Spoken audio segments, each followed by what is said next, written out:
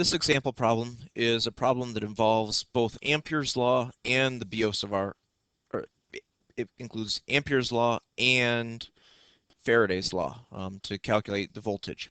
So the first part, they ask for the magnetic flux through this rectangular loop here. And the first thing is they want you to answer this in terms of the current. And so to find the magnetic field as a function of R, we have to use Ampere's law. The integral of B dot dl equals mu naught times I enclosed. And so this is B times 2 pi R. So again, we choose a circle that we integrate along. The magnetic field is constant along that circle. And that circle is always parallel to B since the magnetic field forms circles around a long straight wire. And so this equals mu naught I. And so the magnetic field is mu naught I over 2 pi R. Now this is an extremely important equation to know. This does come up in the multiple choice part. It is one of the equations that I said that you should know. And if you look at the scoring guideline for this question, it was okay to just start with that equation and not have to use Ampere's law to come up with it. But if you can't remember this equation is given on the AP formula sheet, so you could come up with that in a couple of lines. And so then we have to break this up into little strips because each of these, at each of these distances, the magnetic field is different. And so I'm going to call this thickness here dx. I'm going to call this distance away x. The area of one of those little strips is 4L times dx. So that's the area of just this little strip right here. It has a width of 4L and a thickness dx. And so the flux through just that little piece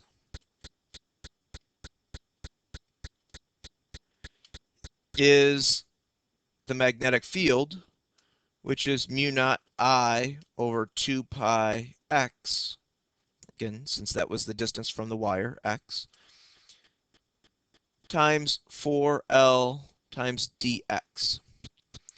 And so the total flux is going to be the integral of all of those little flux pieces through each of those rectangles, which is the integral from L, and then this is x equals 4L up here. So this is L, this distance here is 3L, so this full distance is 4L. So this is L to 4L of mu naught I over 2 pi x times 4L times dx. And so the mu naught I, the 4L, and the 2 pi, those are all constants. So this is just mu naught I, 4 divided by 2 is going to give 2. So it's 2 mu naught I L over pi times the integral of dx over x from L to 4L. The integral of dx over x is the natural log of x. So this is 2 mu naught I L over pi times the natural log of 4L minus the natural log of L, which this is the natural log of 4L divided by L, which is the natural log of 4. So substituting that in, that's the final answer. So the total magnetic flux is going to be 2 times mu naught I L divided by pi times the natural log of 4. Now they say that starting at time t equals 0, the current in the long straight wire is given as a function of time by this equation. So it's an exponentially decaying current where I0 and K are constants. And they ask, is the current induced in the loop clockwise or counterclockwise? And justify your answer. So they're showing that the current is going to the right. And so by the right-hand rule, above the wire, you're going to have magnetic fields that are coming out towards you. Below the wire, the magnetic field is going into the page. Again, point your thumb in the direction that the current goes, and your fingers wrap around the wire in the direction of the magnetic field. So the magnetic field is out towards you, but the current is decreasing.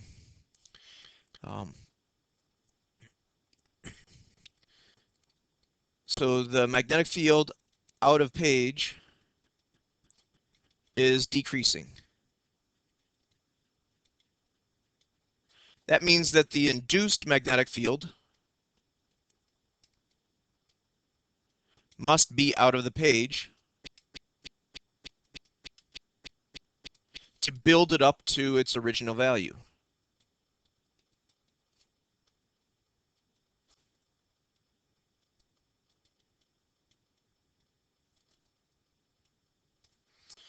So if we look at this, if we want the magnetic field of this loop to be out of the page in the center of it, that's going to be a current that's going around counterclockwise. Again, you can use the right hand rule. If you wrap your fingers in the direction that the current is going for a complete solenoid or any type of loop of wire, then your thumb points in the direction of the magnetic field due to that loop of wire.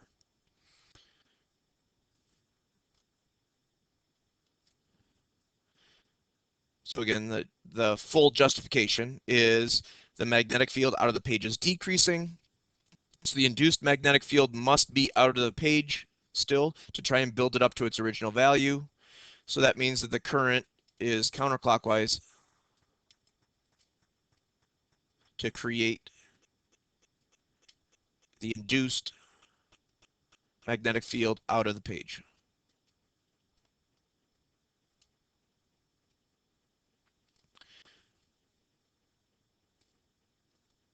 Okay. Then the next part, the loop has a resistance R. Calculate each of the following in terms of R, I0, K, L, and constants. Find the current in the loop as a function of time. Well, first we have to go back to our flux equation. Our flux equation, in fact, let me just copy that flux equation down.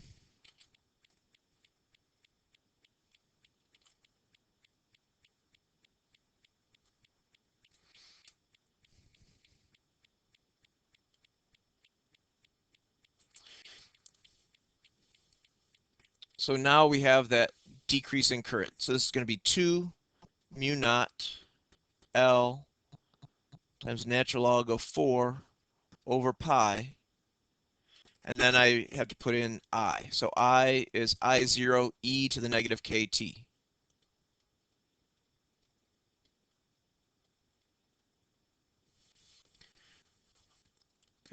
The voltage, the magnitude of the voltage is going to be the derivative of the flux with respect to time, which is 2 mu naught L times the natural log of 4 divided by pi. And then we have to take the derivative of this exponential, which is going to be negative k I0 e to the negative kt. So again, the derivative of e to the negative kt is e to the negative kt times the derivative of negative kt, which is negative k.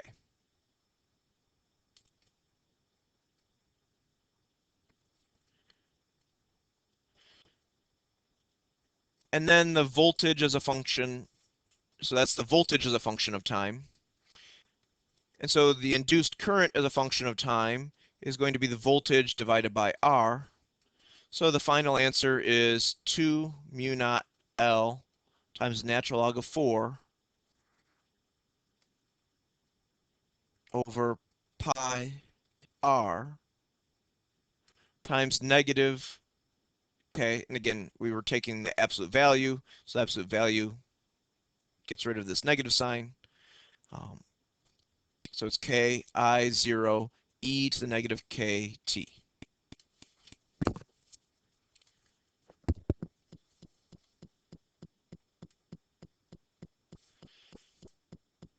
And then the final question is find the total energy dissipated in the loop from 0 to infinity. So the total energy dissipated is going to be the integral of the power with respect to time. And power is I squared times R.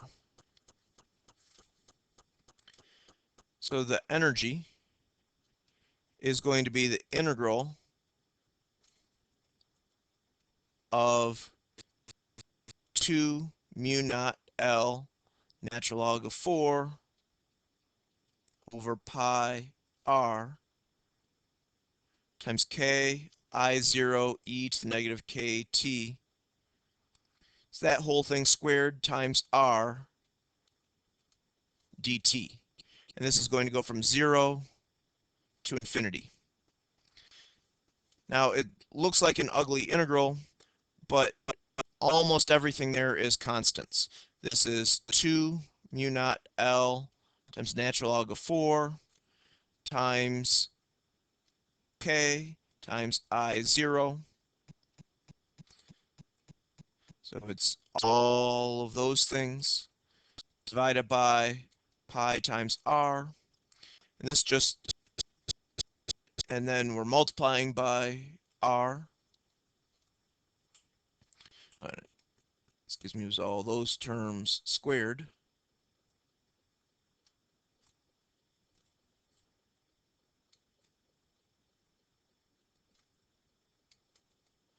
Since all of the current terms were squared.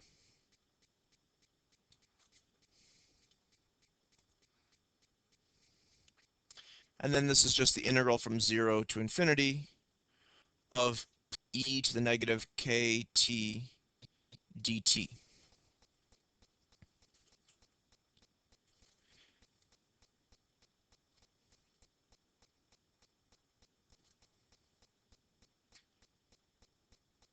And the integral of this, again, we need to do a u substitution. U equals negative kt du equals negative k times dt.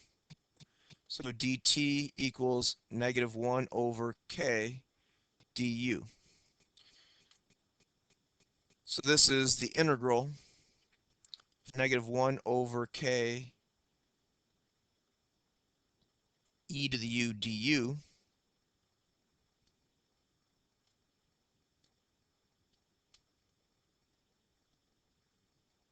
Which is negative 1 over k.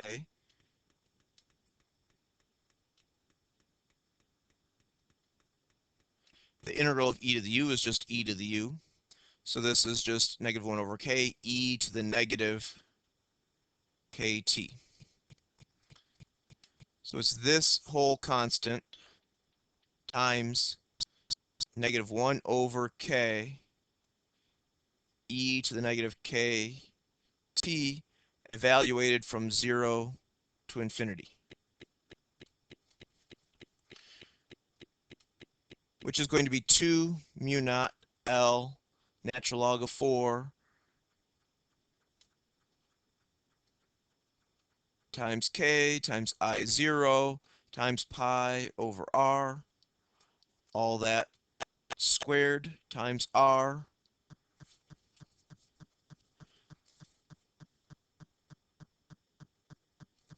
And then if we look at this, e to the negative infinity, that's 1 over infinity, which is 0, minus e to the 0 power, which is 1.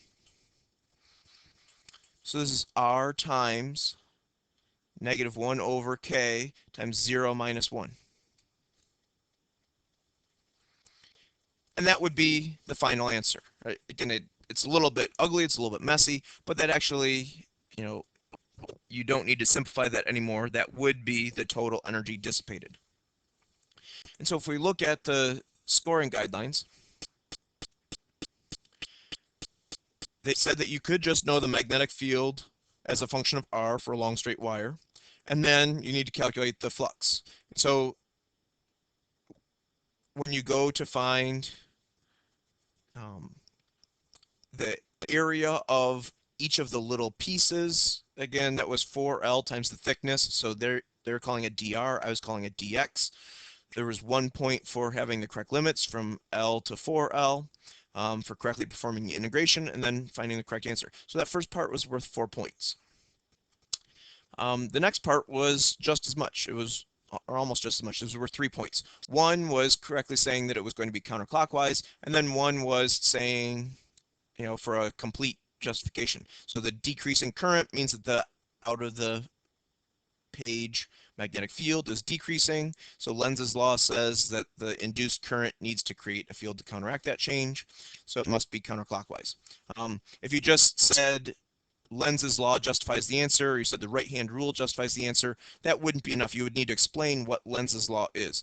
It would be okay to say, by Lenz's law, if the magnetic flux needs to stay constant, or the magnetic flux is trying to stay constant, so the induced magnetic field needs to point in the direction of the original magnetic field. You would need to have some sort of a justification, but if your justification just said, by Lenz's law, without anything else, then that wouldn't, that would have gotten you 1 out of the 2 points. Okay, finding the current as a function of time, it was taking the voltage divided by R. So saying specifically that the voltage was the derivative of the flux with respect to time, and that the current was going to be that voltage divided by R. That was worth 1 point. And then, showing that the flux was your answer to part A. That was 1 point. And then plugging in the current as a function of time. That was a point. And then for correctly taking the derivative to express this the correct way, that was the final point. And then the last part, for using a correct expression for power, that was 1 point, the current squared times the resistance. Substituting in your current from part C, so I squared times R. And actually that's a spot where I made a mistake, because this is squared. So this has to be squared. And so this would have been, so because this was squared here, then the e to the negative kt was squared. And so this should be u equals negative 2kt. So this is 2k, this is 2k, this is 2k, this is 2k. It's not going to change this, because e to the negative 2 times infinity, 2k times infinity is still e to the negative infinity. The only thing it changes right there is that should have been 2k. And so you would do this integral. Again, all those things were constants, and it was just the integral of e to the negative 2kt from 0 to infinity. I wouldn't, if I was doing this problem, I actually probably would have stopped at this part right here, not tried to do the integral unless I was done with everything else and had enough time, because that's really only going through and getting, getting the final answer.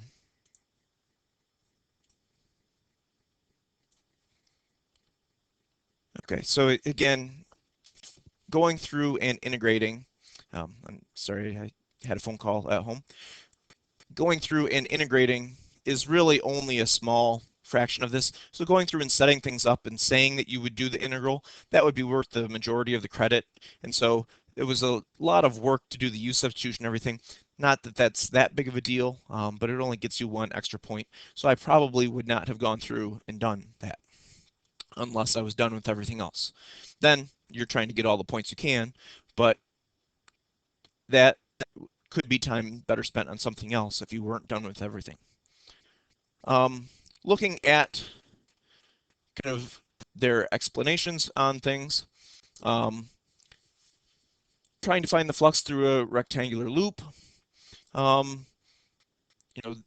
This is a common thing that they want you to do. Parts B and C, you have an exponential dependence on time for the current, and then you're asked to find the energy dissipated in the loop. And this was a difficult question. Um, they were saying the scores for this question were much lower than expected. The average score was only 3.8 out of 15. Um, this is one where a lot of people are going to have some trouble with it. So if you were looking at it at first and saying, "Oh, I don't know what I would be able to do," you would be, in the majority there. Um, there was only 9% of the students that got 12 points or higher, um, but 2 out of 3 students earned a score of 3 or less. That would be a little bit disappointing. Um, there was only 3% of people that didn't attempt the question, but there were a fifth of the people that attempted it and got nothing. Um, so this is something that if you're able to go through and even get half credit on this one, if you can get 7 or 8 points, you are way above average on that. And so this is one where you really want to know some of the key pieces to be able to go through and pick up a lot of points. The most common error in part A was the failure to integrate the field over the area of the rectangular loop. Um, you can't just take the area of the loop times the field strength because the field strength is changing. People often make mistakes applying Faraday's law. Part D, students often show confusion between power and energy and rarely carried out the integration of power. So again, the power and the energy are not the same thing. So the total energy dissipated is not the same as the power.